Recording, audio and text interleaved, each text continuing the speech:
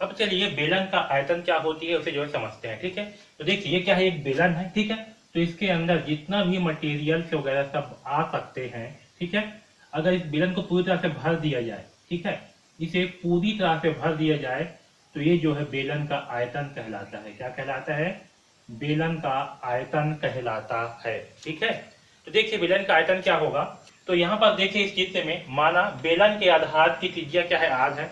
ये बेलन की क्या है, आधार है नीचे वाला, इसकी त्रिज्या जो है आर है। ओके, और इस बेलन की ऊंचाई जो है वो एच है। ठीक है, तो जब बेलन की त्रिज्या आर है, उसकी ऊंचाई क्या है, एच है, तो बेलन का आयतन क्या होगा? तो बेलन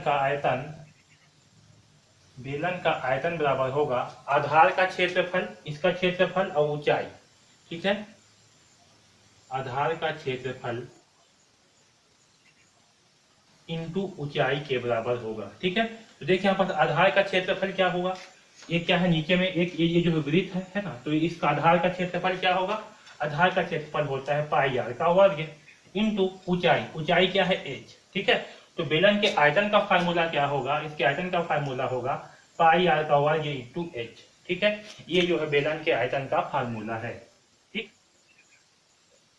बेलन का आयतन का फार्मूला क्या है? पाई आर का वर्ग एच।